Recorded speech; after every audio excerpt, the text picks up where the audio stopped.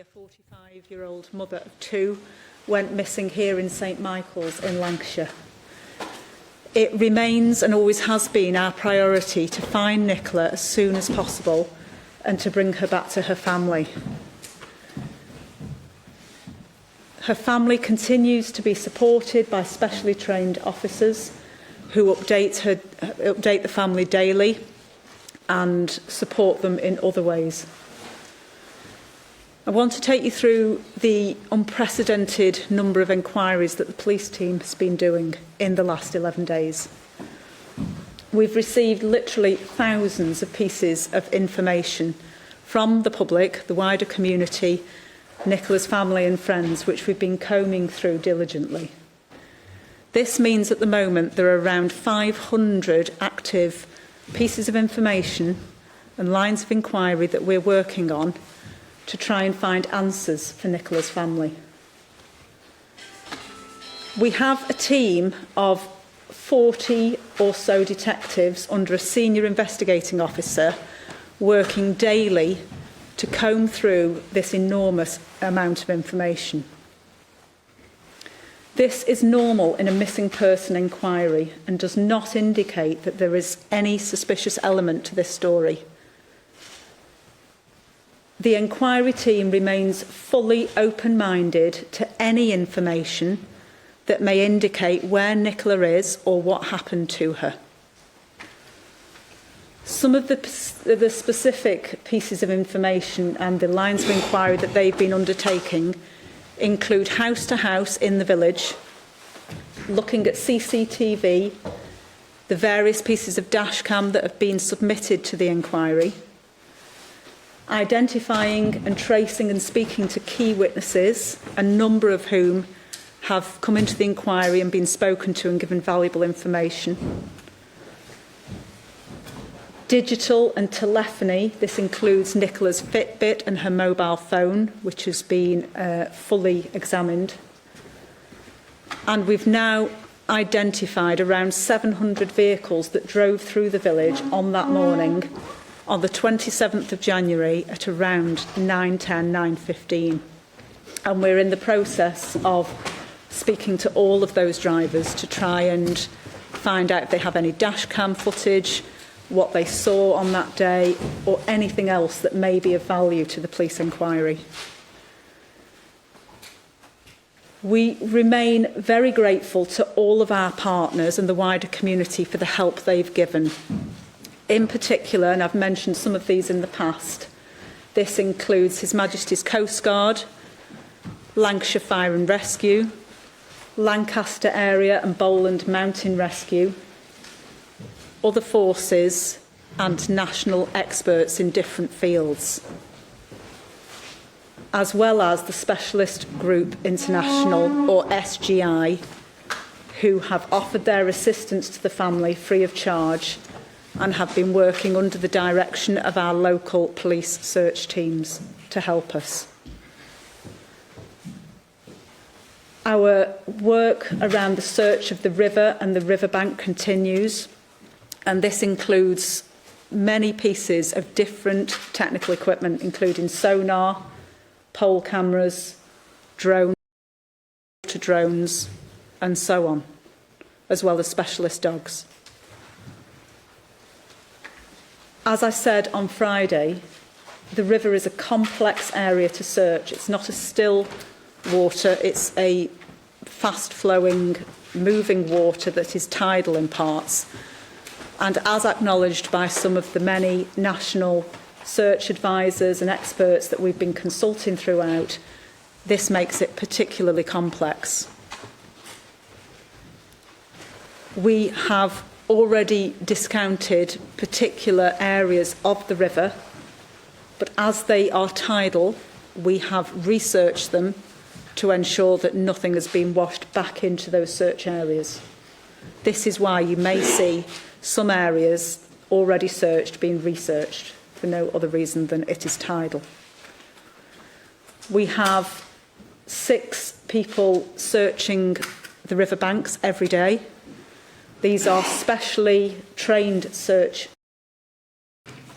who are very experienced both in missing people inquiries and in other inquiries, who are systematically and methodically searching the riverbank and the open ground. We also have a number of divers from the Regional Underwater Search Unit, and they are working with SGI and the other partners that I have mentioned to search the river itself.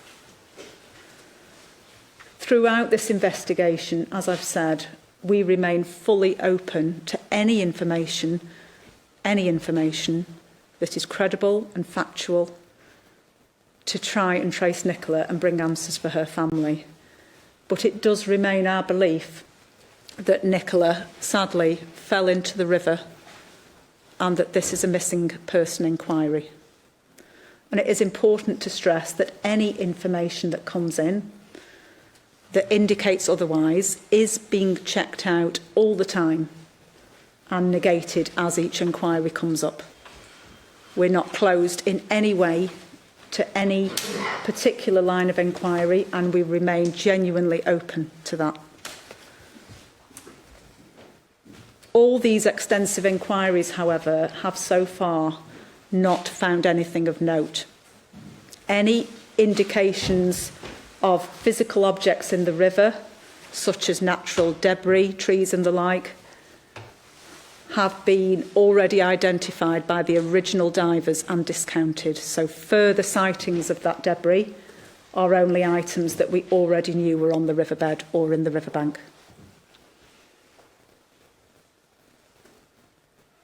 We would ask that people in the wider community, particularly on social media and online, do not speculate as to what may have happened to Nicola. This is particularly hurtful to her family, to her children, to her partner Paul, her parents, her sister and her friends. Because it's not helpful to them, it's distressing and it's distracting for the police inquiry. Nor is it helpful if people, particularly if they come from outside of the area, take it upon themselves to take the law into their own hands by trying to, for example, break into empty property. They may mean well, they may want to help, but they can help in thinking back, if they were in the area, to what information they may have of relevance to the police and holding the family in their thoughts.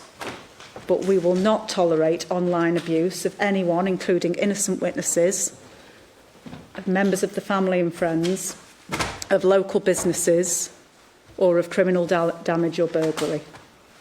And we will be taking a strong line on that, as you would expect. We have engaged with and worked shoulder to shoulder with a number of very specific experts, as I mentioned earlier. These include the National Crime Agency, who have reviewed all of the police investigations so far and have not identified any other lines of inquiry other than what we had already identified. Likewise, we are working with the National Search Advisor, the Police National Search Advisor, who again has not identified anything in the search strategy or the search area, the physical parameters, that we have not already explored. And I say this to reassure the local community in particular, as well as Nicola's family, that all possible lines of inquiry, search or investigation are being exhausted.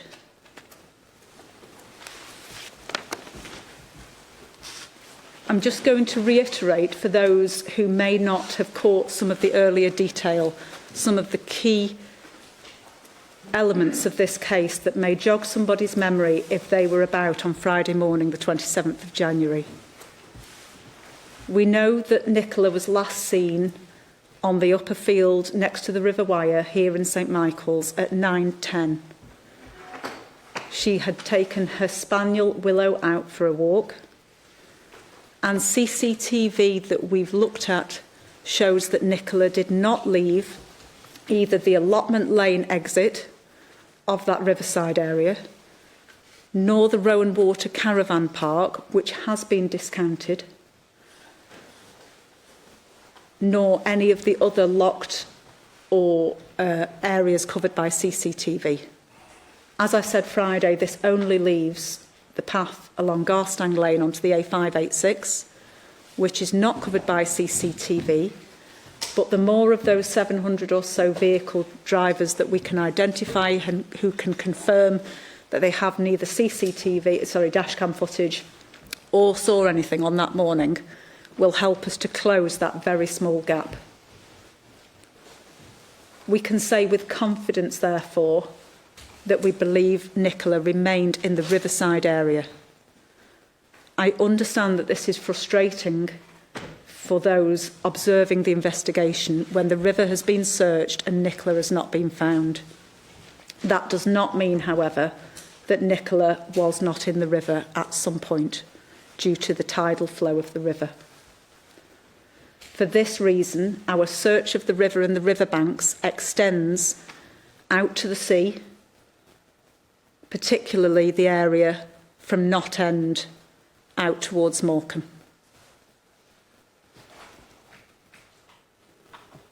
So we continue to appeal for drivers on that morning, and I will remind people of Nicola's description, the clothing that she was wearing, and her movements on that day.